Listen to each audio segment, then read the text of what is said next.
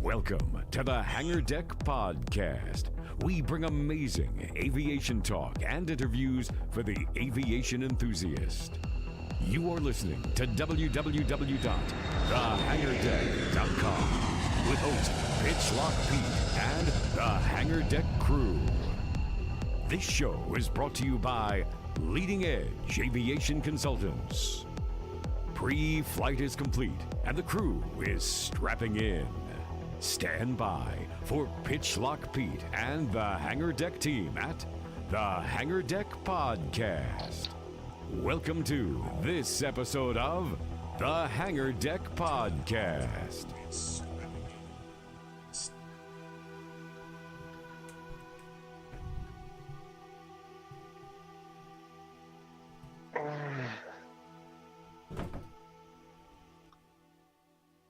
All right, welcome back to the Hangar Deck Podcast 2019. We're back in studio again. This is your host, Pitchlock Pete, and I've assembled the crew 2019. It's been, let's see, 6 months since we've been on the air again, and it's been a crazy 6 months, but we're back in studio again, and just really, really excited to be broadcasting again tonight. We're going to record the audio for, of course, our iTunes channel up there, Stitcher Radio, Google Play, put it up on our website at www.thehangardeck.com, and once again, we're trying this Facebook Live thing. So we're Facebook Live tonight. It's a good thing. On my right, I've got, what's up, Producer Steve? What's going on? Not much. Happy New Year. Happy New Year. All right. And all the way from across the yard, we've got Whitey. What's going on, Whitey? Hey, what's up, man? Oh, we got to check your audio, dude. I'm just getting in here. You're just getting in here. All right. Traffic was heavy. Traffic was crazy. All right. We got 7 listeners all the way up there. And, you know, tonight we're cross-posting to Chiefcast out there. So, Chiefcast, if you're listening in, this is the Hangar Deck Live tonight on Facebook. Tonight we reached out to a good friend of ours. He's on the line with us, TK from the Fighter Factory. What's going on, TK? Not much, brother. Just another day in the life. Well, thank you very much for coming on our show, TK. A lot of people, a lot of our fans want to hear how things are going at the Fighter Factory. So I said to producer Steve and Whitey over there, I said, TK, I reached out to him. He's wanting to come on and chat with the Hangar Deck guys. So, we've got a whole list of stuff to talk about. Like, I think we want to talk about the year in review at the Fighter Factory, like how things are going down there, how things went last year. Because last time we saw you was down Warbirds Over the Beach, 2018. Yeah. Way back in May. Oh yeah. Whitey, yep, the proms. Whitey went down to the proms and he checked. That was really good. You haven't been to that. My audio. Your audio's jacked up there, or as we like to refer to it, drunk fest. Check your mic there, brother. Yeah, move the back around. There you go. And we'll get that fixed out in a minute. But I got a producer in the house. Anyway, so proms. Whitey made it down to proms, and then we had, we went down to the Wet Warbirds Over the Beach. That's 2 years in a row for Wet Warbirds. Yeah, Wet Warbirds. Wet Warbirds. That's about the way it goes right now. Yeah. Hopefully this year we'll get some sun, get some good 2 days of flying in. That'd be great. It's nice to get to Warbirds, and even in the rain, you've got some light airplanes that you're able to fly. But everybody loves coming to see the heavy iron, dude. I know, and when we can't put it up, it kills us as much as it kills the crowd. Because we work all year. We work all year to make sure that these things are in the best shape possible. And the boss man looks at me. Yeah, let's put 35 airplanes in the air. We're gonna fly. We're gonna hit 35. We're gonna get them all up and show the crowd what they're made out of 2 days in a row. And when it doesn't happen because of weather, that is one of the most frustrating things in the world. Yeah, it's gotta suck, man. Yeah. Well, it's still it's pretty awesome to be around the Fighter Factory and to be around the museum anytime you get the chance. The 2018 was a busy year. You guys started a new fall schedule of flying, didn't you? Yeah, I mean, for the most part, yeah, we shuffled some things around. It had some weekends that were specifically set up for just specific. Yeah, and we're going to continue that through the summer. Starting through the summer, every weekend we're going to try and put something in the air, depending on weather. That's pretty good. Well, for me personally, I like to see them fly, because the more they fly, the less they break. I know that sounds incredibly counterproductive or whatever, but believe it or not, airplanes that sit break. And most of your fan base there would know that, the ones that fly, at least, Yeah, man, they like to be exercised, right? Yeah, they do. Nothing's more fun than rolling in on a Monday morning and saying, "Hey, we're gonna fly that bird today that's been sitting in the hangar for 9 months. Let's get it." Yeah. All right, Chief. Thanks. Great. Yeah.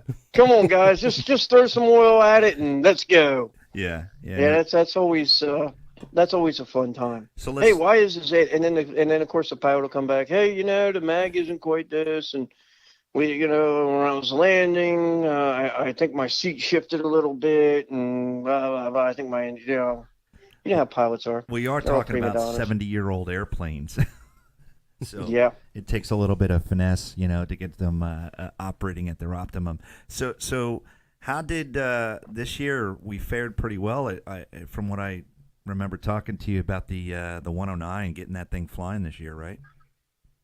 Yeah, the 109, the 109 is hitting the numbers. I can't say anything bad about it. Mir Motors over in Germany really knocked it out of the park with that one. It's just the Germans built an absolutely beautiful piece of machinery to begin with. You guys able to get a couple, maybe 100 hours on her this year? No, in 2019, I'd be happy to see 50 hours on it. Okay. 100 hours, I'd be ecstatic, but I'd like to see 50. Yeah, that goes for you guys listening. When you're talking about warbirds in the warbird community, the more rare aircraft that we're talking about, the BF-109 that they've got at the museum, although they're airworthy and they're a beautiful example of aircraft, when you talk about hours, 50 and 100, like TK just said, that's a lot of hours, right, Andy? Well, yeah, you figure they run them up and fly them at the air show for what, in a couple hours out of out of a whole weekend. Typically, most of my airplanes only see 6 hours a year. Oh wow! For the run of the mill airplanes, for the stuff that people aren't asking to go to air shows, for the stuff that. Of course, the first year or two that we have like the Mosquito. After we got the Mosquito, we put 100 and some hours on it in the first year we had it. Oh wow! It was going everywhere. Yeah. So. And I know you let a couple airplanes last fall go up to Culpeper. I think the museum had a couple of pilots go up there for what was that? The British Centennial, British Air Force. Something. Yeah. The Johnny Mazza took the Spitfire up there, and I think the Hurricane. I'm trying to think who took the Hurricane up. I can't remember. Spalding? It's always easy to remember Pat. No, I don't know. Spalding was there, but he didn't take one of our planes. Right. I'm trying to remember. It might have been Hoagie. I always remember Mazza because he gets out of the airplane and he reminds you that he was in it for like 2 years. So, which I can understand. I can understand he gets out with a smile on his face every time. Who wouldn't getting out of a Spitfire? But oh yeah, yeah. Him and Spalding did a nice display there at the proms doing the dogfighting. Mm-hmm. That was awesome. Yeah, that was a pretty close furball. That was pretty nice. They did. I mean, where else in the world are you going to see a Spit and a ME-109 or BF-109 go at it with each other, man? That was just cool stuff. Yeah. Now, I mean, I had my in-laws with me, and they're not aviation enthusiasts at all. And when I spoke to them about going down to that event, I sold it as it's a musical event, which is what it is.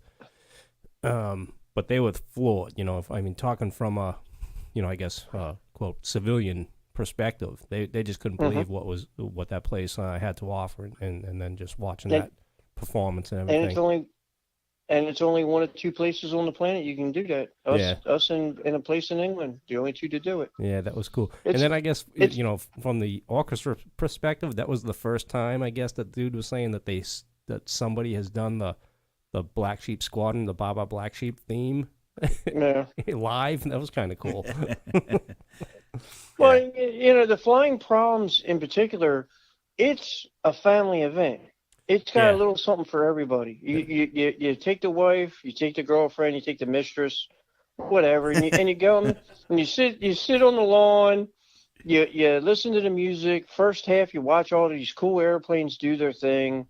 There's beer vendors, wine vendors. There's food vendors. And it's just a good time for everybody. Second half's just music because it's dark at that point. And then, I mean, what'd you think of the fireworks display? Oh man, that was awesome. Shit. Yeah. You're not going to see that, geez, unless you go Associated to with- DC on the 4th of July, maybe. But I mean, that was pretty awesome. Right. I got some great No. photos of the, because the way you guys park the airplanes at the end of the flying, you pull them Right. right up there, and then they're doing that firework display behind them, and you can get some really great night photos of the of the A airplanes. couple years ago when the Mosquito did it, I had some people that gave me some incredible shots of the Mosquito backlit by it, and it is just Oh breathtaking. man, that's got to be cool. And I don't use them kind of words often. Nice.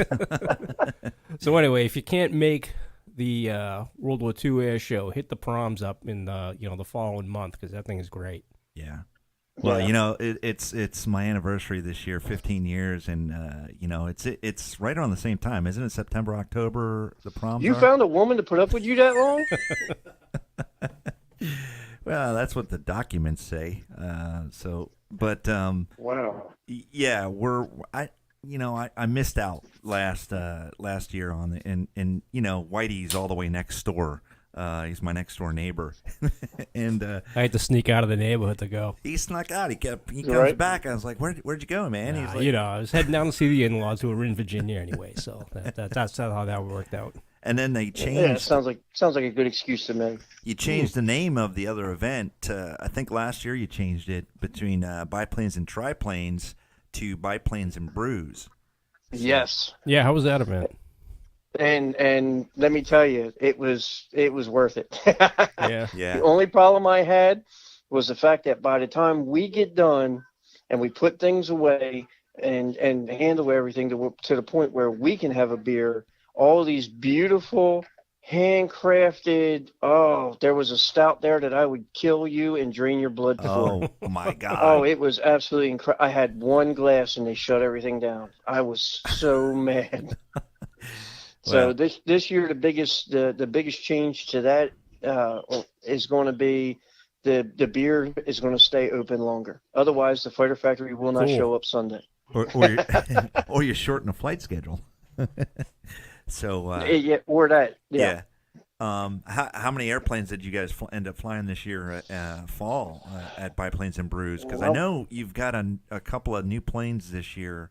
Didn't- Well, we actually we came down to one new plane. the dry decker. Because we had. No, I'm sorry, two. Yeah, you're right, two. We had a Fokker triplane, which is actually an F1 model. We finished that. That was a restoration that we did over the last year and a half.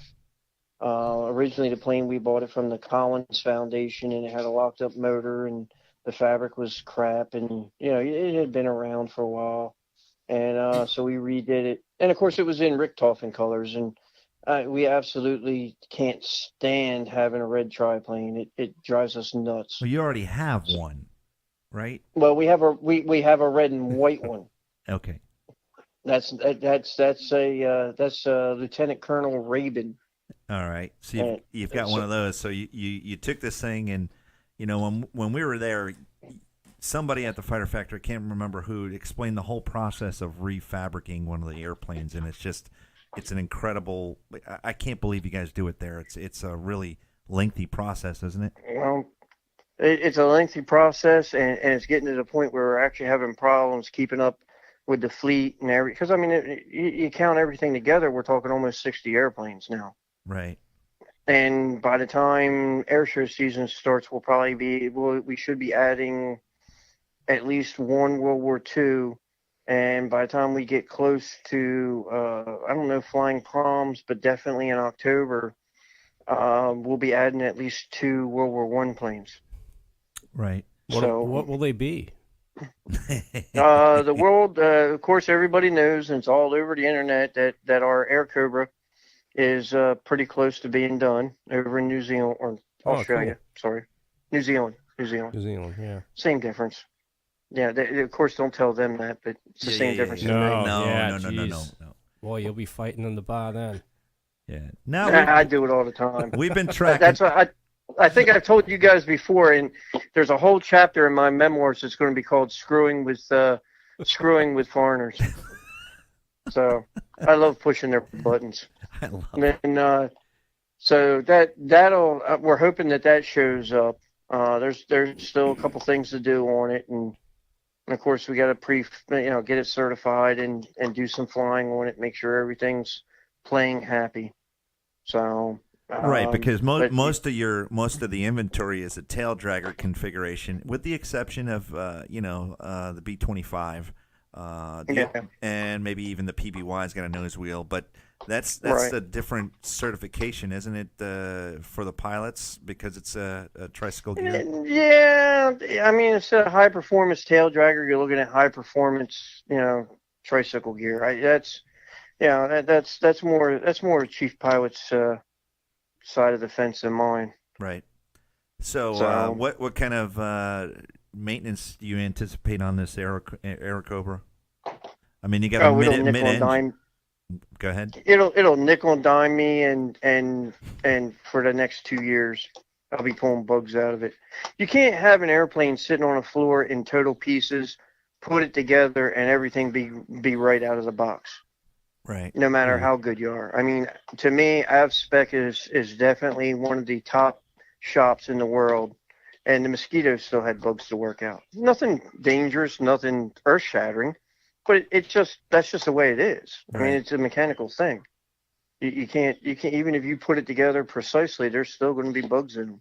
Well, let's talk about putting together precisely. We since we've known you guys, we've seen the TBM fly, and we know we had a short little accident with the Avenger. Now it's a big restoration, isn't it? Putting it back together. Well, we're trying to get it. We're trying to get it back together. I don't know if I call it a restoration. It's more of a repair. The whole belly and the whole belly, the gear doors. I got a set of gear doors being made by a company. My guys are doing the firewall. I got the engine. The engine's out getting checked now. Got a prop being built down in North Carolina for it. Cool. It's stuff like that. But you glanced over to. You forgot to ask me about the 2 World War I planes that are coming.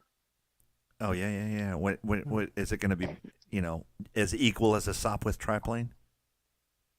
The Sopwith triplane was a good one, but yes, because I have an SE5. I have an SE5 coming, which we had once before, and it didn't work out, so they had to go back.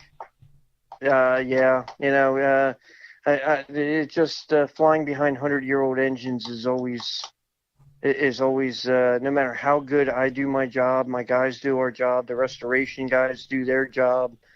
It's still a 100-year-old engine, So we had a mishap with the SE5, and it went back to the guy who built it for us. But so that'll be coming back, and hopefully we can get that all worked out for a show. I don't see why it wouldn't be the World War I show in the fall. And the airplane that is joining it is an original World War I Thomas Morris. Wow. I'm going to have to Google that, man. I don't even know what that is. Most people don't feel bad, because it wasn't the shiny... It wasn't the shiny, oh my God, it killed 20 million people kind of airplane. It was the only airplane, or one of the only airplanes that we actually produced during the war. The U.S. It did. was, yeah, the U.S. did. I was gonna say. And Does anyone have SPADs anymore? I mean, does old Rhinebeck or anybody have? I mean, you would think original or replicas? Replicas, either or. I mean, I know originals There- when you there's talk a- World War One is pretty rare to begin There, with. there's a few replicas out there, and at some point we will have one, and ours will be an exact replica. The problem with the SPAD is the wing construction is so tedious. The thing's got like Yeah. 100 ribs per wing or some shit like that. Wow. It's yeah. absolutely insane how they built that airplane. I mean, so, I guess at that was some good in point- the end as far as strength and all that stuff. With It was actually kind of overkill. It didn't. Yeah. Again, we termed the World War One era as the era of figuring shit out. sure. Yeah. Definitely. We're not really sure what it's going to do, but we're going to change this and lengthen that and see what happens. So That was. I'm broadcasting a picture of the Fighter Factory website as you're talking about this. You did have a SPAD, it looks like, or maybe it's just a link on your website. No, you operated. No, it just says it gives a great understanding of the SPAD, and I shoot a picture of it.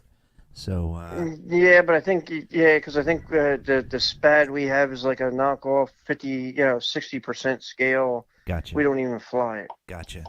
Mm. Yeah, it's just kind of a place. We have certain airplanes in the World War One fleet that are just placeholders. Right. Here, let the public see this, and then at some point we'll replace it with something that's better.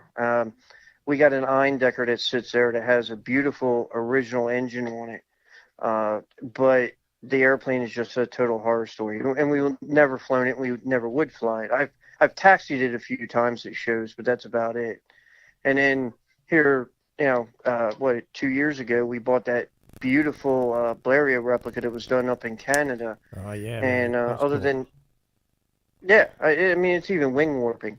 Yeah. I mean, literally, if you took a piece off of ours and went up to old Rhinebeck to their original one, that piece would fit on there. I mean, that's how precise this guy was. Mm. It's absolute. Other than the engine, it's absolutely beautiful. So.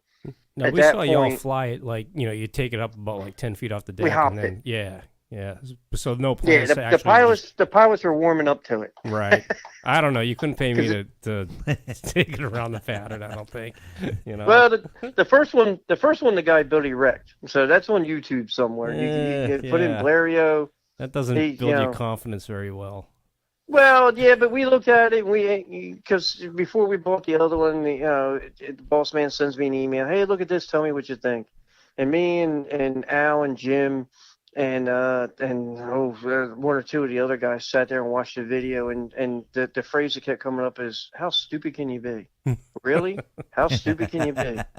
I mean, it started off with probably a 15 knot crosswind on this field that they're on. I mean, and Yeah. from there it was, it just wasn't a good situation that they put the plane in. It wasn't that the plane was bad. It was that they just put it in a bad situation. Yeah. Yeah. So- Okay. So we've got wintertime down there at the Fighter Factory in the museum. There must be all kinds of preventative maintenance stuff going on down there. You guys must be like ants all over the place, right? You would think, but right now we're kind of hemmed up. I got the Corsair in. We're going through the inspection on that, or as my wife calls it, my mistress. So I mean, we're pulling that. We've pulled that down. It's starting to go back together with some repairs and some changing out some wearables and stuff. And then our P64 last year at the show developed a problem where it was wanting to throw a whole lot of oil out of the exhaust. Yeah, And, Andy and we I went- were there for that. I remember that. Yeah, remember seeing it in the trail when he flew it, and it was Yeah. fine. I mean, it had plenty of oil in it, but it just wasn't right. So the engine came off and went out to precision. Now, what causes Got- that? Is got that a some- seal issue or something? Oh yeah, we were bypassing through the cylinders like crazy. Okay. It was between that and the valve for the oil relief was all screwed up. Not so. At that point, yeah, we could have fixed it in shop, but I don't know what else. I know it was a can motor originally. It was a motor, I think, for a DC3, a Super DC3, and so the engine sat in a can for a while, for I don't know, probably 20 years, and they stuck it on the plane, and it was flying good. But with engines like that, we get kind of timid, so it was just better to send it to Precision and say, hey guys, here's a check, go through it, make sure it's not going to kill me. Absolutely. Yeah. Yeah. You know, and of course, even more important than killing a pilot is my reputation. That's right. But so now we've got in the last, let's see, we started coming down and visiting you guys 3 years ago. This will be our 4th year down there at the Fighter Factory and the museum. We've seen it grow considerably just in that 4 years, but the show has been running for almost 10 years now. And what can 2007. 2007, yeah. So it's over 10 years. Yeah. This will be the 11th year or the 12th year the show has been running. What have you seen? Obviously, you've seen it grown over the years. Oh yeah. So this year, it's grown in leaps and bounds in both respects of crowd attendance and airplanes. Airplanes participate in ours, and now we have a few people that bring others in. Of course, all our advertising for you guys probably helps immensely. Yeah, right? Yeah, that's what I would man. think. You would be surprised how many people walked in going, where are the podcast guys? yeah, whatever. Yeah, I mean, they pull me to the side and go, no, we don't want to watch your airplanes fly. We want to talk to the hangar deck guys. Yeah, whatever. We got 6 listeners on right now. So, But, heavy advertising budget, man. yeah. Well, and it's expanded. We've expanded airplane wise. Over the next couple years, I can promise you that there should be new airplanes every year, because I got a lot of stuff that's been in work that is now coming to a head. Cool. So, Yeah. So over the next couple.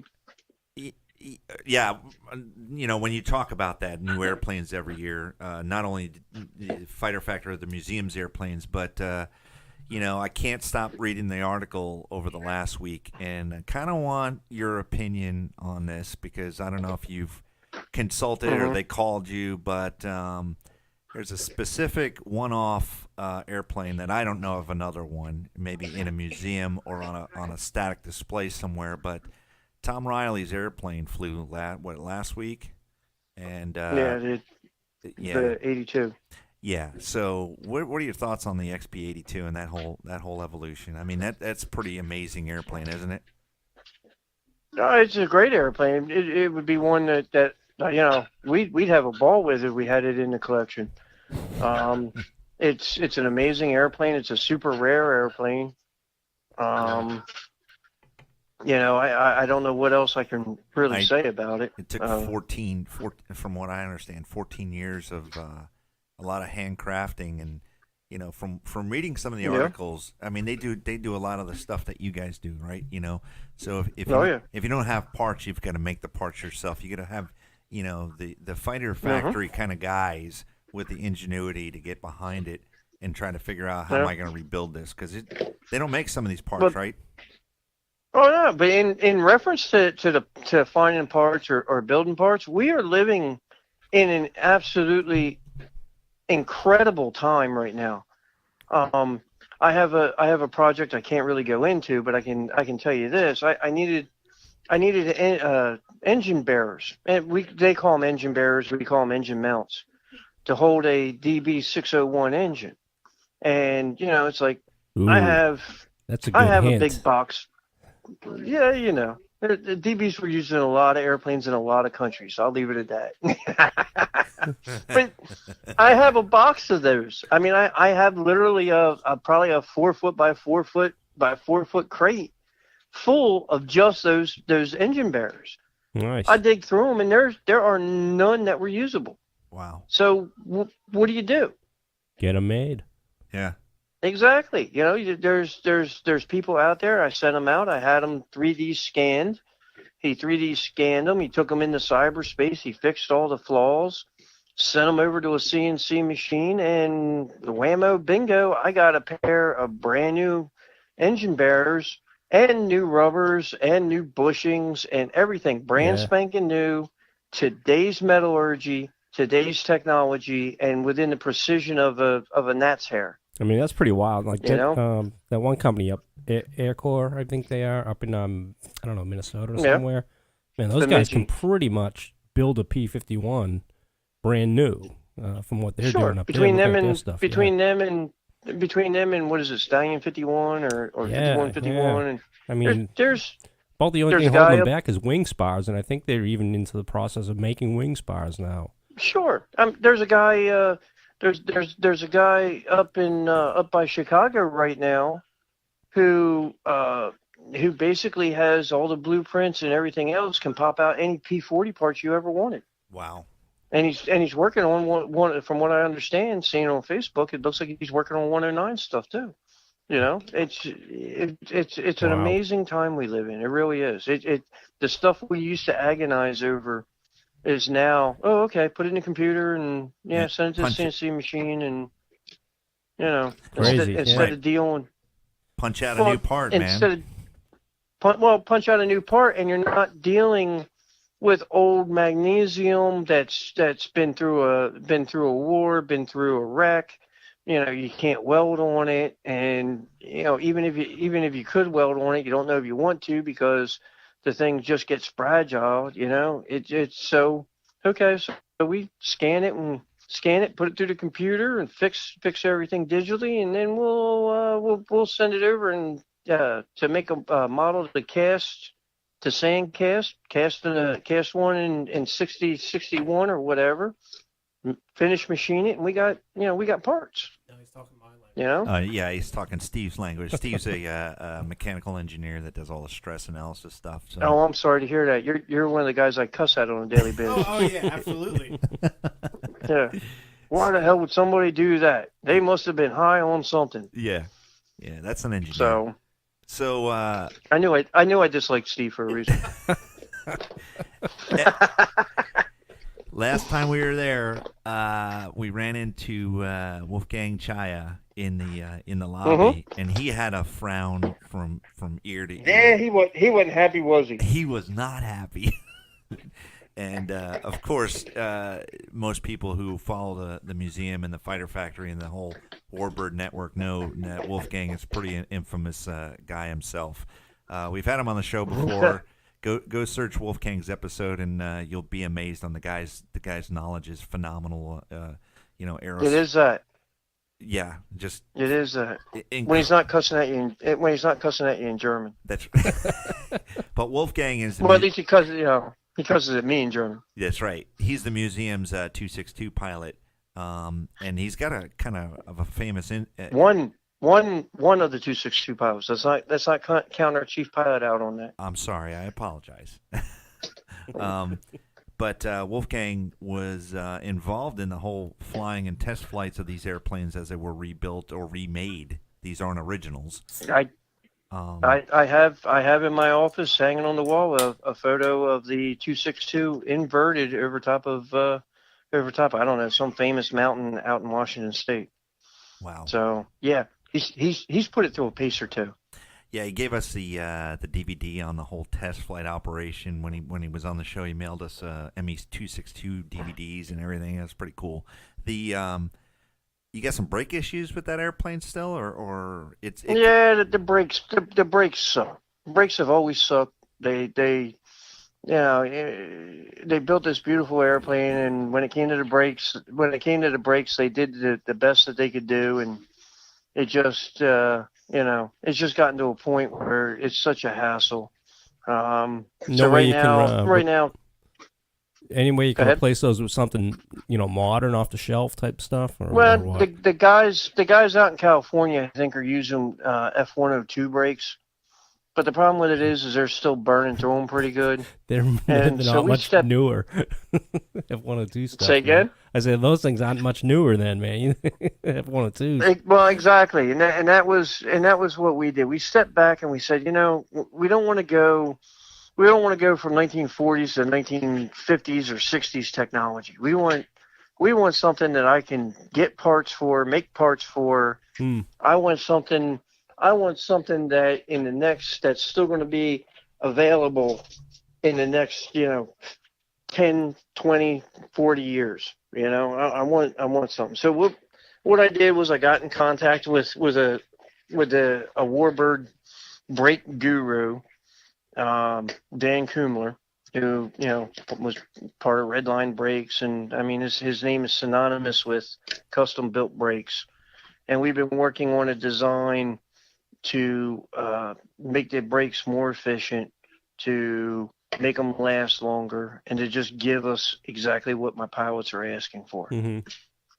The backside of that, of course, is that it just takes a while, because I mean we're experimenting here, for lack of a better term. We're come up with a design or part of a design, put it on the airplane, take it out, run it up and down the runway. We won't fly anything until we're 100% happy we ground with a ton of ground runs, because I really don't want to stand there at the end of the runway at Suffolk Airport with a 262 smoking in the ditch and explain to everybody how we just decided to hop it around with untested brakes. You know what I mean? Yeah, no way, man. Not a good idea. Not a good idea. So again, see my comment about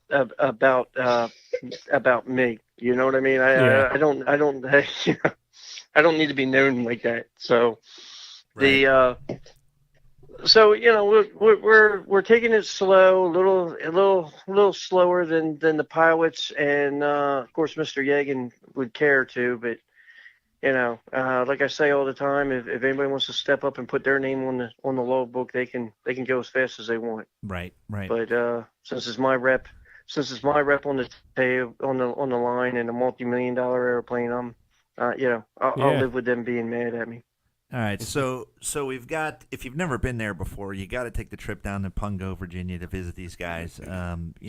Usually the hangar doors are open during these events, and there's a plethora of activity. Mm-hmm. You got to look for the Fighter Factory guys. They're all in red shirts. They're unlike their appearance, they're very easy to approach. It depends. I got one guy.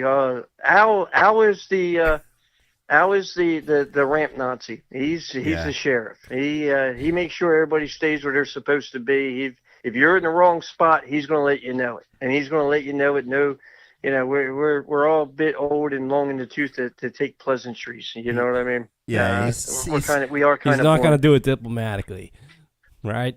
Yeah. Well, exactly. Safety is a paramount, so there's no pleases and right. I'd rather be mad. I'd rather have people come up and say that they're mad because Al yelled at them than people walk up and be upset and mad because little Susie or little Timmy ran out and got chopped up by a propeller. Right. There you go. I'll take that any day. Well, and they do. That's the unique thing I think that really turned me on to the museum after the first time I went down there. Is like I'm used to U.S. Navy kind of operations on the flight deck and the flight line, and heads on a swivel. You got float coats and cranials on and all that good stuff. And this is a unique opportunity to go see some really World War II heavy iron up close and personal. I mean, the safety is a paramount because they have a bunch of volunteers that are running around making sure, and they're all veterans, aren't they? I think that a lot of them are veterans. Everybody has to be 50 foot from any prop that's going to turn. Right. But 50 foot is still right there in front. Yeah. It's like to a 2-year-old on a dead run, that's only half a minute. Yeah. Yeah. That's one of the reasons that we're kind of the way we are. Producer Steve on a dead run, that's about 15 minutes. Well, he's got them short legs. Sorry, Steve. When you're only like 5'2", it takes a while to get somewhere. Yeah. So do you still have that intern program down there at the Fighter Factory? We do. We have a thriving apprenticeship program. Not interns. They're apprentices. They get I'm paid. sorry, apprentices that get paid. That's the difference. Yeah, I have seven apprentices in the shop from the Chesapeake Aviation Institute of Maintenance School, Sweet. and we funneled through a couple of them this year. And you might as well say that half of Oceana's civilian side or civilian contractor ramp, that's all staffed with apprentices from the fighter factory. Nice. We've Good job. had a good. Yeah, it's they're not even, some of them aren't even waiting until their apprenticeships are up. It's like a couple months shy of being done with us, and they're coming to me going, man, I hate to do this, but I got this offer, and it's like, hey, dude, Yeah. they're willing to pay you. They're going to pay you a lot more than I am, and you've learned enough here. Yeah. Plus, you get to put Either that on that or I a look at them and resume. go, oh my God, why would they want you? Now, But, are all your apprentices taken through that school, or if you're someone within A&P and you wanted to come down there as an apprentice, so you No, can interview, you have has to come through the school. I know. it has to go through the school. I know what he's. It has to Okay. go through the school because No, I'm Because you if know, I opened it up outside the school, I'd be swamped with wannabe warbirds. I hate to sound that way. Gotcha. I don't want to Yeah, sound like a dick, but you do. I'd have but whatever. have people showing up and No, I hate no, it, of course. man. I hate to sound like that, but actually I kind of like it. What if we just come down? The, What if we just come down and operate the grill? Can we do that? Well, you can. You guys are always welcome in the shop. I tell you that all the time. The only thing stopping you guys from walking in my shop anytime you want to hang out and play with planes and stuff like that is the fact that I know that y'all have a bunch of old ladies that won't let you. Yeah. The what I mean? last time we were there, we did a full-on interview in your office, and you might be wondering where that video is. So we recorded. Let me guess, it was. It had too much profanity to put on the air. No, I would have put it up anyway. Oh. It doesn't matter. It No. would have went right on YouTube. In fact, You notice I've dialed it back this interview, right? it's our first 'Cause I know- 2019. We haven't been back in. Are we live tonight or what? Yeah, we're live. Okay, I didn't even know that. We're live. And Yeah, we're live on Facebook, and I know how that is. Where's the camera? no cameras. Okay, No good. cameras. We're getting old. All right. Just audio. Hey. Just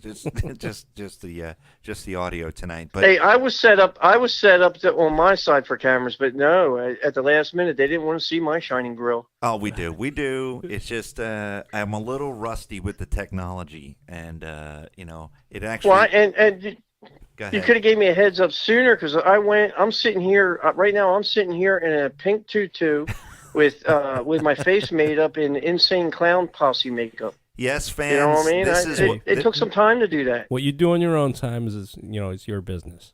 this is what it takes to work on 70-year-old $1 million World War II airplanes. that kind of sense of humor. That's awesome. No, I'm just not right in the head. Yeah. We're making the trip again, though. You can plan on us being down there for Warbirds Over the Beach. Hopefully this time we won't bring our umbrellas. And Yeah, let's hope. oh God, Too good. yeah, I think we need Two- to speak with two- the sketch. the director guy or whoever is in charge of put us up in the attic last year. Yeah, we were up. We need to be down. We need to be close and personal, man. We need to be on the flight line or something, man. Yeah, that's more of Well, I our. mean, yell at them a bit. That doesn't work. Let me know, and I'll put my 2 cents in. It's their house. That's their house. we So always All I can do is put my 2 cents in. But you know how that goes. we always plan on big productions, and we pack up 3 cars and come down here when we can actually do it with an iPhone and a. Well, see, I'd like to see you guys on the English control tower. I'd like to see you guys on top of that for the show. It would Yeah. suck because you wouldn't have the people around, but you'd be the closest thing on the show. But I don't know.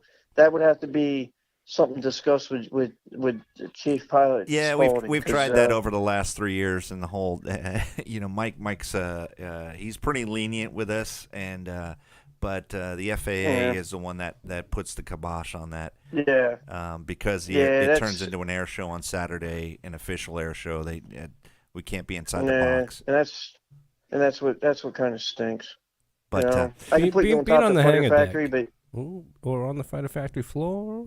Oh man, this year. By the way, so back to the camera rig, right? So the camera rig was perfect. The video was perfect. The problem is the audio. That camera didn't have a plug-in microphone, to catch every word from your mouth. So From my mouth? yeah. So it was a very. Sometimes it's better not to catch every word from me. It was very choppy, but hey, the guy we kicked out of the office to do the interview, Gabriel. What's that guy shows up at every air show? Yeah. What is the deal? Let me tell you. Let me tell you about my involvement with him, which is my involvement. What is it like? I want to be clear. Not the Fighter Factory's involvement. My involvement. Okay, got it. Disclaimer. He is a Romanian patriot. To put it in words, the Romanians built one airplane in World War II, and that was the IAR-80. Yeah. And basically, if you look it up, you'll think you're looking at a Focke-Wulf 190. It looks very similar. But it's not.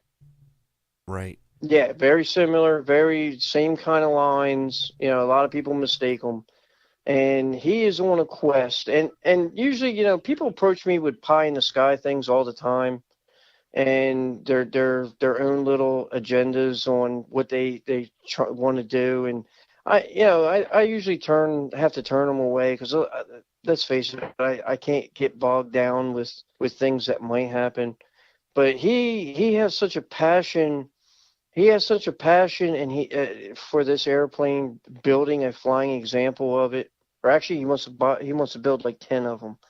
And then the team that he's put together is a bunch of professionals that were building yaks. They were on the yak assembly lines. They were building. He's put together such a high tech team that it caught my interest. It caught my interest. So, what I do is give him advice. I tell him, hey, if it don't cost me anything and it doesn't cost him anything. And he just calls me up, hey Tommy, right? I'll spend an hour, 2 hours on the phone with him every so often, just going over some things. And I tell you what, a little bit of financing help would definitely set that project on the right path or on a better path. Yeah. But it's going to happen. There's just with the financing that he's dealing with and stuff like that, it's just going to take a little longer. But that plane will be built. I can almost lay money on that. Well, yeah. he's got the drive and the dream to do it. So we did a great interview with the guy. And, I mean, he's got the people behind him. Yeah. You would not. I mean, I don't go through the names, but if he sits down and gives you the names of the people, you Google search them, and it's just like. And I know he's not throwing crap around because, hey, I say crap. See, I told you I was cleaned up my language. Ooh. But I know he's not throwing crap around because I'm talking to these people. I'm not just talking to him and him supposedly talking to them. I mean, I'm talking to these people. I'm talking to these people. They're live. They're into this project. And that's one of the things that kind of spurred me on, So. Nice. Yeah, come up to me and pitch something that has some backing to it. Pitch something that I can actually see becoming a reality. I'll help you all day long. Right. That's just the way I am when I'm not being a flaming asshole. No, you're not. We met him this year. What a great guy to talk to, just like you said. Yeah, he was enthusiastic as hell, man. I mean, the interview we did with him was great. The funny part is after that interview, he hits me up on Facebook to friend him, so I friend him on Facebook, right? And the guy is incredible. He's like, Where's Waldo of the Warbird network. Oh, he's everywhere, yeah. In fact, let me tell you, after the weekend after we interviewed him, I got another friend outside of this whole podcast and thing and everything else who's he's a fellow scale modeler, and he went up to the Reading Air Show and took a ride on the Fifi. And he's like back here, and he's telling us all about the ride on Fifi, and it was great and all this stuff. And he's like, and you know what? There was this Romanian guy, and he just wouldn't shut up. And he said, blah, blah, blah. And I was like, wait a minute, what's he? And I didn't mean that in a nice way, because you know Gabriel, and we've met him. He loves to talk. He's very enthusiastic and loves aviation and World War II history and stuff like that. and that's this guy as well. Like the two of them, he's like, yeah, we were shooting shit for hours after this ride about how incredible it was, and then he tells me he's gonna build these IAR 80s, and I'm like, wait a minute, I know this dude. Yeah, I was like, we just did an interview with him. He's that kind of guy. I mean, he's a likable dude. Mm-hmm. You know, he's definitely got a passion for what he's doing. He's putting his heart into it. He's put like I said, he put together a damn good qualified team. Mm-hmm. It's gonna, like I said, it's gonna happen. God, if it happens before, if it happens before I turn 70, I don't know, but it's gonna happen. I believe it. Well, I hope so. I hope I mean, God knows I don't know any rich people, but if so, if I could help the guy out, I would. But you know what I tell him all the time is he needs to go find Dracula's treasure, because there ain't any other rich people in Romania. There you go. Yeah, That's right. That's the problem. Maybe we should talk to him about a GoFundMe page or something. Just to float around the warbird community and see what he does. But yeah, he was all over the circuit. At one show that he came to, I had like 6 people convinced that he was Dracula's great grandson. That loves warbirds. Yeah, that loves warbirds. It was just, Hey, bats fly, airplanes fly, same thing. Yeah.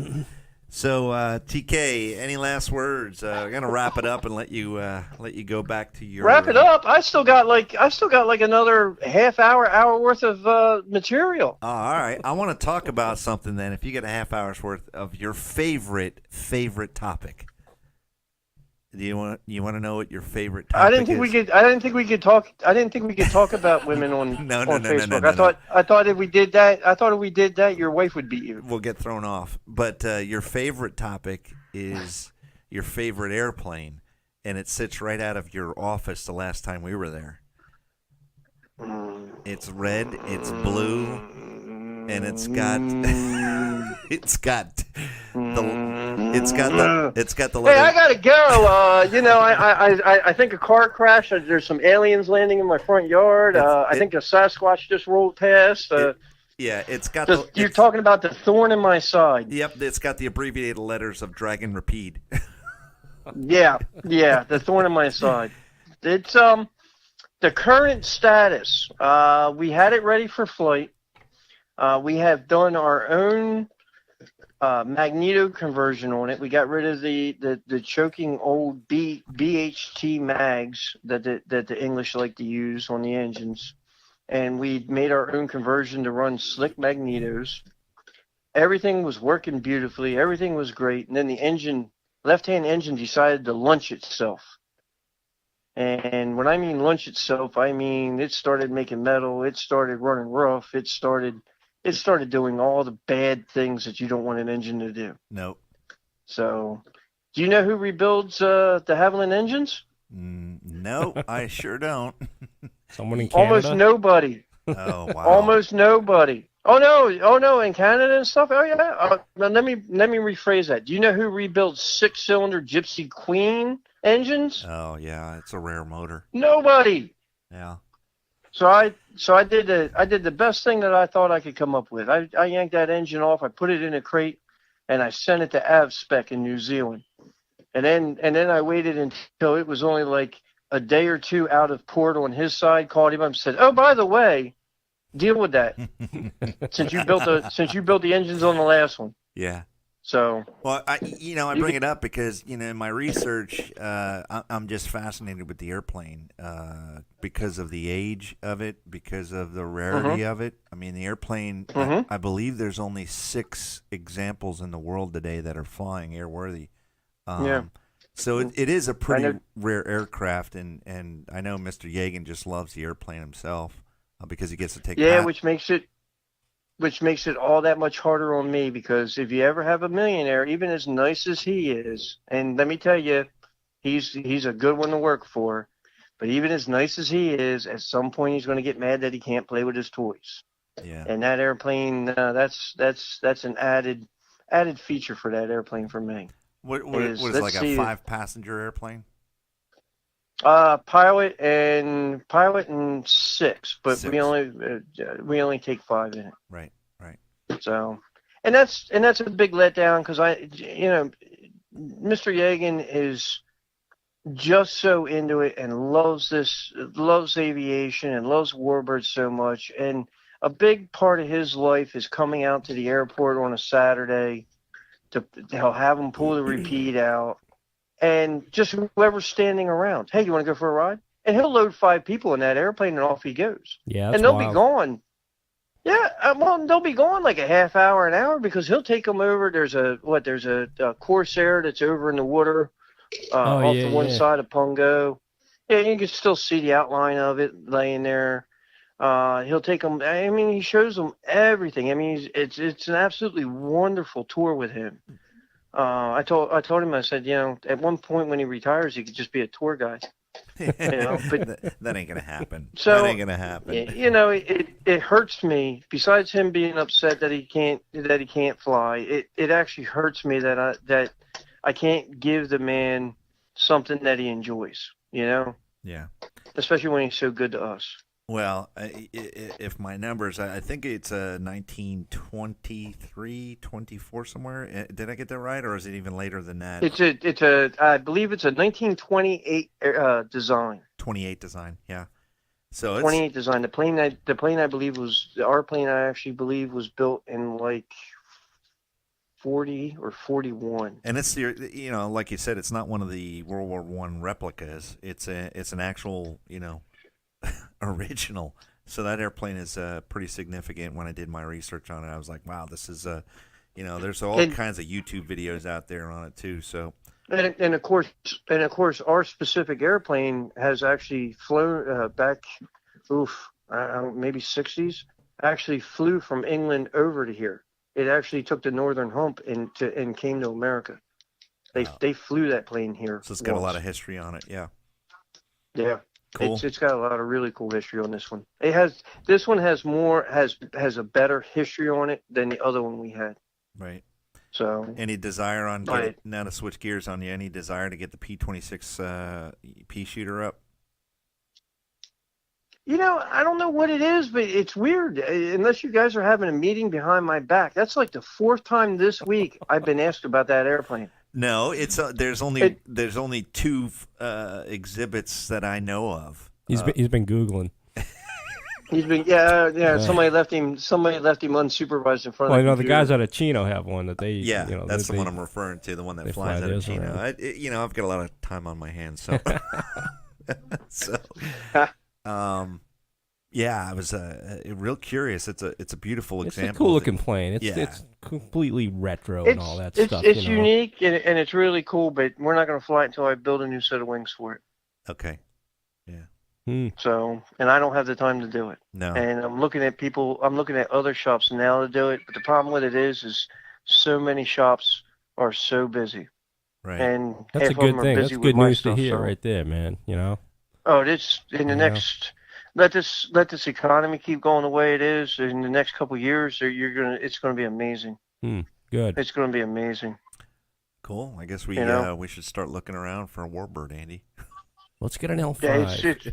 We know a guy that can teach us to fly it. Yeah, Steve Seal down there at the CAF. You would be amazed at how many phone calls I'm getting these days from guys. Hey, I'm looking around for advice, and somebody mentioned you, or I saw what you guys do, and I figured you might want to talk to me, and blah blah blah. And I'm thinking of buying a Stearman. I'm thinking of buying, a tail dragger, and you guys deal with tail draggers. What's your thoughts? And it's like, whoa, and I'm getting. I used to get one of those calls about maybe once every other month, and now I'm getting them probably once a week. Well, yeah, if I was going to buy a World War II airplane, first of all, they're not cheap. Okay, so you got to have the money to buy it. But anybody that buys one, the first question should be, how much money is it going to cost me per flight hour to maintain and fly this airplane? And what a better guy to ask than you? I mean, pretty much. I mean, I tell them if you're worried about operational costs, don't buy it. You're not cut out for it's war. Kind of like one of those. I hate to sound like a dick, but there's a reason for it. Right. That's like walking into a jewelry store and asking how much the Rolex watches are. Exactly. You know, I mean, don't. We all know they're expensive. Don't ask how much it is. And I know there's people out there that are probably thinking to themselves, "Oh, that ain't right. That people should know." But when it comes to like what we do with our planes, how many people out there actually can afford to throw money at these airplanes like we do, like Mr. Yagan does? It's a handful. I mean, yeah. a handful. I mean, it's insane to keep this kind of stuff, an insane cost to keep the big iron going.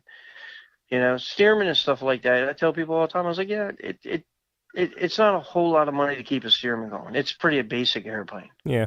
Even an SNJ is Yeah. comparable to like having a Baron, Beach Baron or something. When you get bigger, then you're talking real money. But Right. and there's younger, thankfully, there is some younger people that are getting into the warbirds. I have a friend up in Delaware who started. He's probably mid. No, he's young. I'm 47, and he's younger than me. And he's done well in business. And right now, he's bought a Mustang. He owns a couple SNJs. He's running around buying aircraft parts. All these old guys that what we used to call the old boys club. Yeah. Where when you were pre-internet days, you needed parts. You better have the phone numbers of at least 5 of these guys, or you weren't going to find what you needed.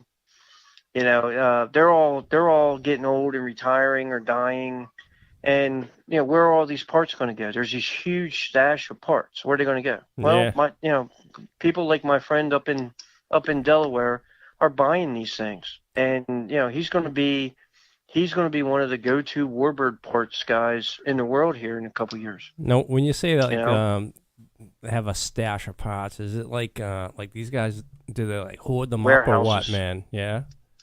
And like warehouses. I was just in sit a warehouse. on them and wait for people that need them. Well, yeah, because it's an active buy and sell. I mean, just like anything else, just like used car parts or something. Sure, yeah. I got a warehouse full of parts. I'm going to wait. People know I have them, or at least the people I want to know, know I have them. Yeah. So I just and but with the internet, it's gotten a little bit more widespread. Sure. It's that people are connecting with parts a little bit easier. I mean, I don't mind telling you this morning, I just bought an engine for our Stearman. I made a damn good deal on it, and it came from, of all places, Facebook Marketplace. Yeah. Nice. Cool. Well, I remember you mentioned that once before about how eBay was like your go-to source to find parts, man. Yeah. I was like, Yeah. Yeah, eBay, but there's a couple Facebook pages, antique aircraft parts and stuff like that. And of course and hardly anything goes up for sale, especially if it's kind of rare that people don't call and tell me about it. So yeah, between all that, I run across stuff. So now my Stearman, which the engine's getting up pretty good on time because we're running rides with it during the summer. I was looking at having to down the air or buy a core engine and have it done. Now bought an engine that has overhauled by reputable, to a top name company, has 250 hours on it, so all the been worked out of it. Yeah. And I got it for a price that's going to allow me in the long run to save $15,000. Cool. Yeah. Great. So That's awesome. it's a win-win. The Facebook Marketplace actually comes through for me quite a bit. There you go. So cool, man. So 2018 is in the past. 2019, I'm looking forward to a great year. Talking to some cool people like TK on the Hangar Deck podcast. Hey, by the way, we cross-posted this over to Chiefcast, so all them Navy guys hanging out on the ships with nothing to do that are listening to Chiefcast. Not. Do they do that? nice. I had some. Yeah, because we all know they just kind of hang out on the ships doing nothing. Yeah. No, I had. They're 4 or 5 not like weeks they're busy ago, at all, right? 4 or 5 weeks ago, TK, we had this guy on the Chiefcast. He was a HAL 3 door gunner from Vietnam, and Wow. Oh my God, Bill Rutledge! What a great interview! And you want to talk about Bill, you take off the filter, man. Holy cow! This guy was talking about flying up the Bill, Mekong Delta. Bill Rutledge. Yeah, William Rutledge is his name. He was a Well, door gunner in HAL 3 in 24 months in Vietnam. Got that interview up on Cheatcast. Guy was a phenomenal interview. Just talking about how the Sea Wolves really ripped into some crazy stuff back in Vietnam. So yeah, man, it's what them guys did, and my hats. Well, anybody who serves, my hat is off to them. But the guys that came back from Nam, they definitely tore through it. yeah, So, and as Hats far off as to I'm them. concerned, yeah, definitely. the And it's always politicians should have stayed out of that war. But it's always we all know how that went. it's always a pleasure coming down there to the Military Museum, Aviation Museum, and there's not a lot of many World War II vets around, but Jerry pulls them in, and they're on the floor, and you can talk to them, and we've Yep. talked to a couple of Vietnam veterans down there, some Korean veterans. It's Now, just what was it? What was it last year? We had Bud Anderson there. yep, That was, I mean, anytime you get a chance to talk to that man, it's just incredible. And so, hey, Bud's here. What can we do different that other people can't do when Bud's around? Hey, Right. let's shove him in a mosquito. And that's what we did. that's great, He climbed in that airplane like he was 20 years old again. nice, I always wanted to try this. yeah, that's great. So, Yeah, you can't top that. We got to talk to some Corsair pilots that were down there. One of your oldest Corsair pilot down there. Obi O'Brien. Oh Yeah. yeah, Obi. Obi's he's a great guy. He's been on the show, and we reached out to him. Maybe we can get him back this year and talk about a little bit more about his flying in the Cuban Missile Crisis. I embarrass Obi all the time. Yeah, what they do is they'll bring out they'll bring out the pilots, and I can't remember what they call it, but they bring out the pilots from the Navy, and Obi and Boom Powell talk to them and take them around and stuff like that. And there's a name for it, but I can't remember what it was. I don't want to say initiation because that's not right. It's something to do with classes or something. I don't know. You know me, I only keep loose tabs on that kind of stuff. Yeah, I was But trying to I'll- wrestle. I was trying to wrestle you and Boom, Boom, specifically to talk because he's a great historian of World War One. He is, and we'll get back to that. Yeah, To finish that story, but I wanted what to I talk tell to him what about I tell these young flyboys and embarrasses Obi is they're all walking around oohing and ahhing over the Corsair, and I look at them and I go, you guys, there's a reason you guys are called drivers and not pilots. And I point to Obi and I go, that man right there was in this airplane with people shooting at him while he was trying to kill other people. Yeah. I was like, so as far as I'm concerned, you'll never be what he is. And I just turn around and walk away. Again, I am a flaming asshole, but it's the truth. I mean, Obi did the job in that equipment to get it done. It is part So- of the show, folks. If you're down there at Warbirds Over the Beach, just take a walk over when the pilots are briefing with the with TK and the mechanics. You can see fireworks anytime you get down there. Yeah, always, but be ready for abrasive language. Yeah, But back to Boom. Boom is just a wealth of information. I mean, I'm sure I've told you the story before. Jim, my right hand man there in the shop, he built this Marine Saulnier, third scale, and we scratched our heads for a while until we found a Russian paint scheme. And we go, nobody's ever going to know this paint scheme. This thing is so obscure. Everybody's going to look at it and go, well, what is that? And had the paint scheme done, and the airplane sitting there on the shop floor and stuff like that, and looking pretty and all. Boom walks in like an hour later, looks at it and goes, oh, that looks great. Nobody ever does the Russian scheme. And me and Jim just looked at each other like, what the hell? he's oh my God, he's an encyclopedia worth of information. Yeah, He is. This is great. So we're gonna have him. But back you got to talk loud or make sure his hearing aids turned up. Yeah. Right. Yeah, we're gonna have him back on the show again and talk about his flying. and his presentation is spot on. He can keep people entertained. He can keep them enthused, and he can teach them something. And that's that's a good thing. That's unlike me, who's got to cuss Right. and yell and whatever. He really can teach you something. Well, we didn't take a break So- tonight, but we usually do take a break and give our sponsor a little bit of credit. But since you stole the show, TK, I just want to give a verbal heads up to the guys over at Aviator Hotline Magazine. Those are definitely a great group of guys. They've been promoting our show, and we've been promoting their magazine and all their magazines. Which- so, Aviator Which Hotline. magazine's that? Aviator Hotline Magazine, buddy. And- Oh yeah. I got a copy. I got a copy sitting on my side table there at the office.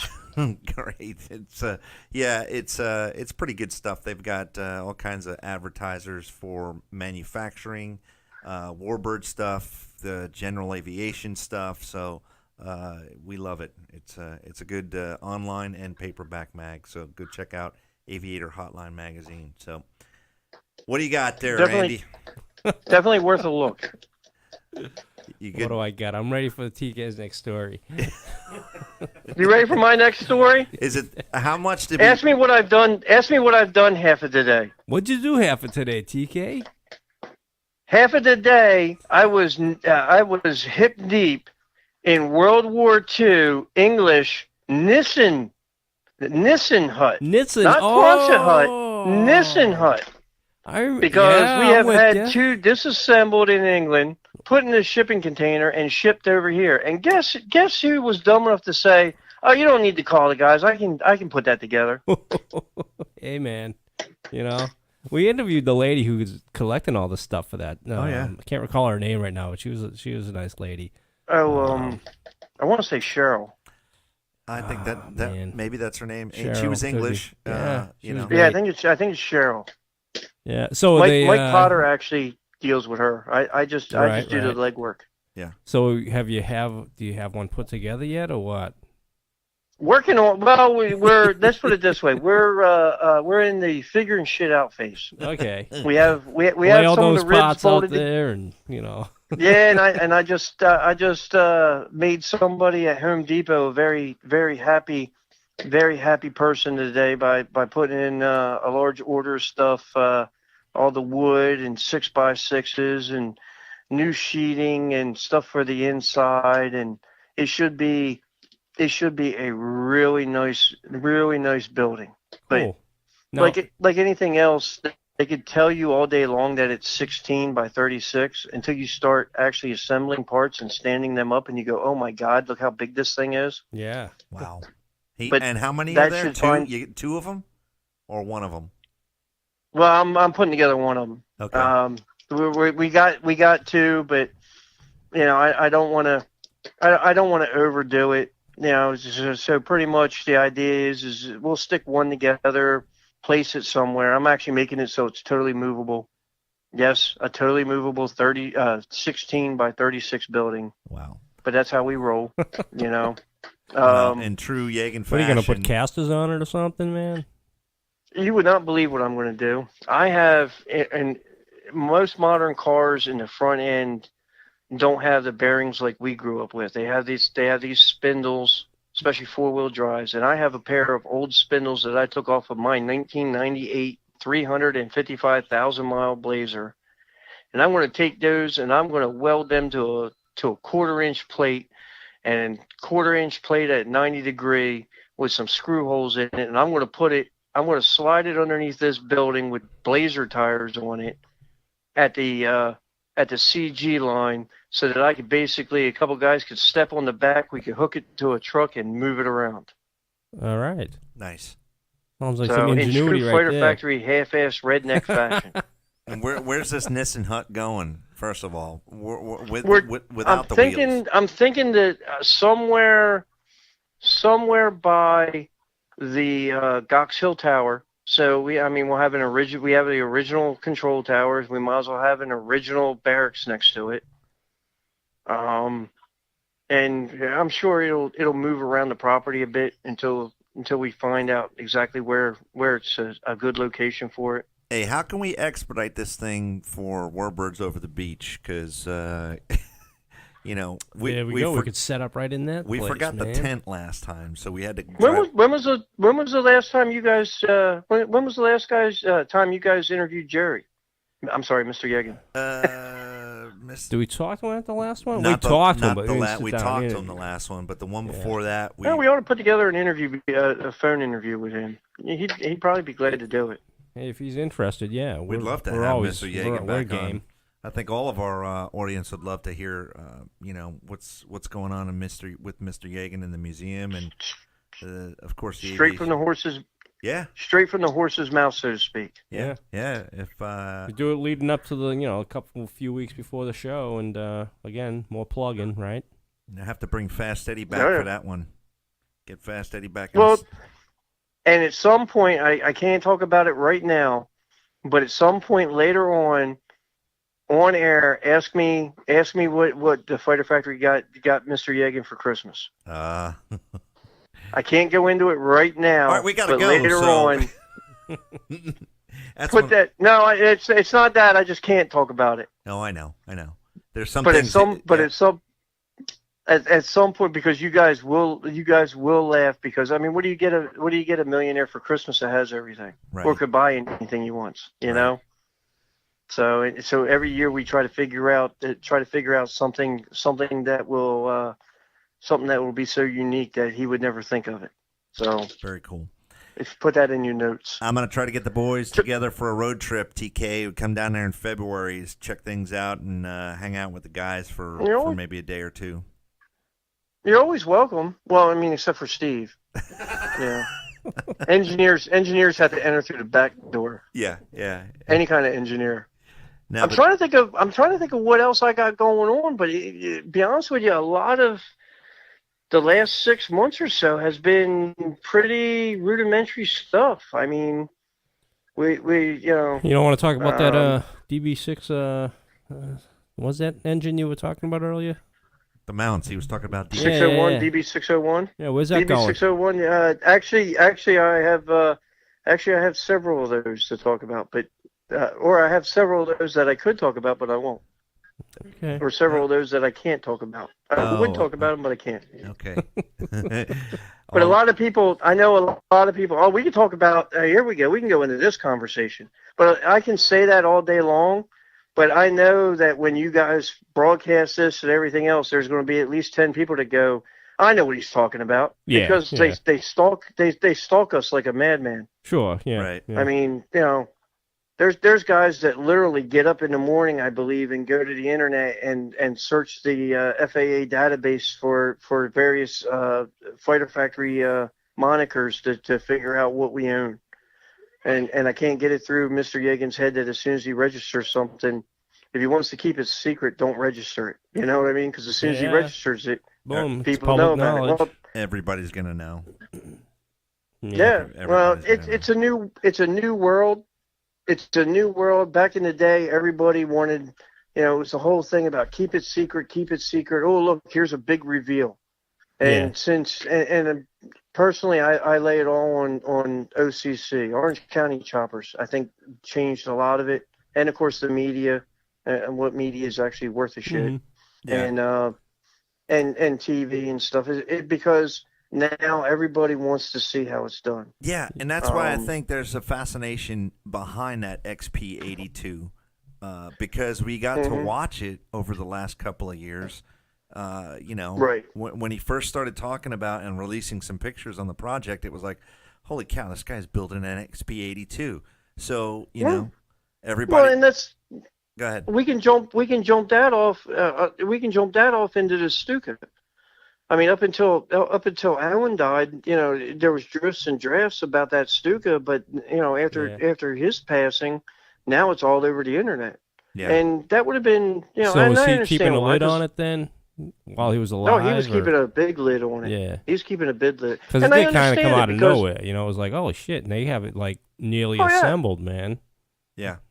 Yeah, and I understand why, because I get the same problem. As soon as somebody knows somebody with deep pockets is restoring an airplane, all of Yeah. a sudden parts go up Well, 2-3 times. I And remember Jerry mentioned that in one of the first interviews we ever did with him, the first year we were ever down there, and us not being in y'all's industry, he mentioned how he was like, "Oh, I'm not gonna say what we have coming because," and I was kind of like, "Oh, all right, whatever, dude." But then he mentioned that directly. He was like, "The minute I do, now if I want a part for XYZ, now those parts just tripled in price."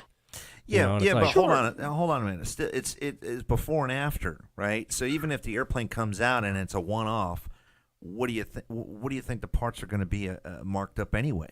You want to save as much money. a bit, but once the plane's flying, other than rotables, it's not a big deal. When we're talking about price for parts, we're talking about engines. yeah, We're talking about main landing gear, tail gear, big ticket things. I get people that call me all the time about, I got this engine, I got this, I got that, and you know, again, if we can continue this conversation, I could talk about the scammers. I mean, once oh yeah, not only do parts go up, but the scammers come out of the closet. yeah, It's like, hey, I got this engine. It belonged to my grandfather. They pulled it, and you get photos now. I've been doing this so long. It's like, yeah, I've seen that photo like 10 times. I know where that engine is. yeah, Or yeah. I get a photo.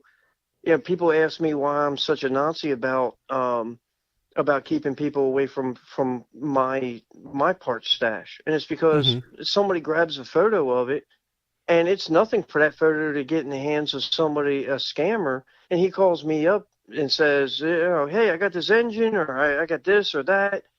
Here's the photos of it, and it's actually a photo taken in my facility. And it's like, dude, what are you're not even good at what you're trying to do.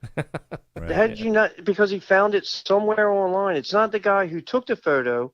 It's the guy who took the photo, who put it online, and it's been shared, and it's been redoubled, and it's been passed around. And this guy's he knows all of a sudden, the fighter factory's restoring, I don't know, they're restoring a Betty bomber. So now let me go through and, let me go through and find photos of stuff that go on that, and I'll try to get some money out of them. And it never works because, especially most of these guys are in other countries, and I'm never ever going to send you a check in another country. It'll never happen.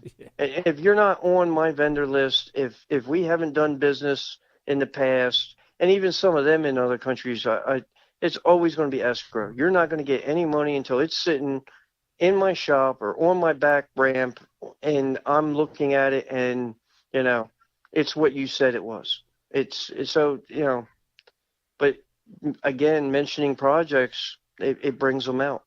Right. Yeah, the it's rare planes do. The rare planes always do. And I'm not the brightest bulb on the tree. I never claimed to be, but I'm definitely smart enough to tell when somebody's trying to put a high hard one in my keister. Nice. All right. You like that, huh? Yeah. But I get, and I love, if there's people out there listening to this and they have Warbird parts and they think I'm interested, man, I am an easy guy to get a hold of. I am the easiest. My personal cell phone number is out there. You can find me through Facebook. You can go to the Fighter Factory Facebook page, send a message to that.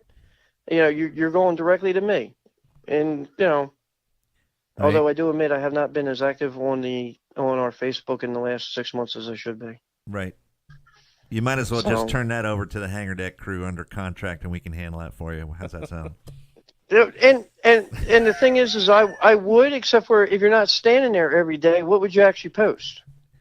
Yeah, I don't know what's going on. I got tons of pictures of TK.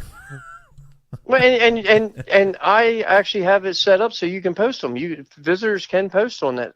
All right, we'll start. And believe it or not, we'll start dropping pictures on there. That's a good thing. Yeah, man. The diehards have. Well, yeah, and the people that follow our Facebook. I mean, we only got like 17,000 followers. Yeah, but they're diehards. Only they're 17,000. They're the guys that'll jump my rear end because hey, why are you doing that? They didn't do that. Yeah. Yeah. They also didn't like their pilots as much as I like mine. Andy, But, you got a name for those guys, right, Andy? What are they called? The rivet counters? Yeah. Yeah. You know. They want to make sure every rivet's in the right place, and I guess Why did you paint it that color and this gray? year, well, one of our goals of this year is to strap more GoPros on the planes for the shows. Give people an eye, give them an eye from the airplane during the shows and stuff like that. Yeah. That's a big thing. We're while the Corsair's in the shop, we've been looking at where the original gun camera is, and we're thinking a GoPro's going to go there. Nice. That would be awesome. That would be really cool. But it's just like anything else. You got to figure it out, because if you hang a GoPro out on the wing and it's just looking ahead, there's no sensation of speed. There's no, you know what I mean? And so it takes some trial and error to figure out where to get a decent shot. And let's face it, you guys have met all of us. It's not like we're exactly that crowd. That's more y'all's ball game than ours. Right. No, so, I completely understand that. Putting them on the airplane, and there's a whole community of people that love strapping GoPros on warbirds and aerobatic planes and stuff like that, and it's a complete science. I mean, I was up with at the Culpeper Air Fest with a couple of GoPros in Johnny Maz's SNJ, and that was just a challenge to get it stabilized in the cockpit. And a guy came over and was like, "Oh, you're gonna shoot some GoPro footage?" And I'm like, "Yeah, I'm gonna shoot some GoPro footage." And he handed me some kind of 3-dimensional mount thing that I've never seen before. But gimbal. And that's when when Mazda was up there with the Spitfire, right? No, this is when the year before, when we were going to do the Centennial flight, and I was in the back seat of Mazda's SNJ, and I did a broadcast from inside the cockpit. Didn't know. Okay, yeah, I remember that. Mazda said you had soft hands. Jesus Christ. If he's up there with the Spitfire stuff like that, all you got to do is talk to him and talk to me ahead of time, because I actually have a GoPro mount that fits on the antenna on the Spitfire looking forward. Oh, nice. We've already done. You could have used that. Yeah, see, that'd be a cool perspective when you're like looking up over the cockpit past the cowl and all that. Yeah. Yeah. I would have loved to have that on there when him and Mike were doing the furball at the thing. Yeah. I'm just spitballing. Awesome. I'm just spitballing. Okay. So we have a 360 camera, and the Blue Angels have this on YouTube where they have a 360 camera in the cockpit, and they do a takeoff, and you can spin the whole thing around and watch the Flight of 4 take off. I wonder if Chief Pilot Spaulding would go for something like that. That's what I was just going to say. I only come in for the technical side of it. That you and that's the great thing about Mike is he is open to stuff like that, as long as it's safe and legal. He is. I'm not going to speak for him, but I can tell you that he is receptive for certain things. Just like Jerry and everybody else, he loves what he does. Yeah, the camera is real small. It's about the size of a bowling ball. So I think I think it would fit in the cockpit. Well, I don't know if now, wait a minute, with Mazda, there's only so much headroom in that airplane. Now, wait a minute. When you're talking small like that, we're talking about the camera, or are we talking about Steve? No, the camera. All right, we're going to wrap it up here, TK. Thanks for listening. I'm trying. Go ahead. I'm trying to think when we talk and stuff like that, and we have these talks or interviews. I always try to strain my brain to figure out ways to keep you on the phone longer. No. You can keep me out. This is good. This is one of our longest episodes, running at about an hour and a half right now. And I appreciate it. Number one, I appreciate you coming on and telling us a little bit about your year in 2018, about the Fighter Factory and the museum, and sharing all the good, nook and cranny stuff that's going on. Because I love it. I know Andy and Steve really, Well, we're big at diehard some point fans. at some point in the future, it might not be a bad idea, and I would be open to it if you had actually a call-in thing. I would actually answer people's questions, what I can. And there's some people out there, because I get zinged on Facebook every once in a while. People will come up with something, and I'm always up to answer what I can for people. So that might be a feature you might want to look into. Well, producer Steve's writing that down right now. So Oh, then we're screwed. As soon as you give it to an engineer, it all goes to hell. You know, the guy so smart as he is, you would figure it would be a pen or a pencil, not a crayon. Please, Steve. You know. No, if he was that smart, we'd all be in video right now. That's right. It was. But once again, we're going to get in touch with you soon, TK. I like the idea. Once again, I appreciate it. Go check you know the whole gang out at. I appreciate. Go ahead. I appreciate you guys talking with me. I love to talk about stuff. This is an absolutely awesome job that I have. I like to share it, and it's really nice to be able to sit down and talk with you guys and bust Steve's Aggies over stuff. And I love you, Steve. I want you to know that, right? No, I love you, man. I mean, I really love you, Steve. All right, it's getting a little Hey, crazy. whatever you do in your own free time's fine, man.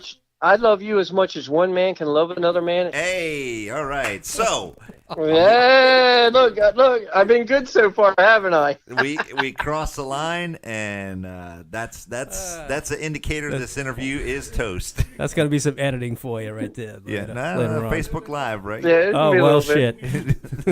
Well, technically, I didn't say any of the 7 dirty words. Nope. You're good to go. There you go. You're safe. All right, buddy. See, maybe context, maybe based on context, but who knows? The Facebook algorithms are all screwed up anyway. All right. So for us here and for you down there in Pungo, Virginia, thanks a lot again, TK, and we're gonna talk to you real soon. We'll see you in a few months. All right, brother. See you in a few months. Anytime you all want to call, anytime you want to come down, you guys are always welcome. All right, man. That Even sounds Steve. good. Thank you. All right. All right. All right, guys. Take it easy. Take it easy. Good Bye. night.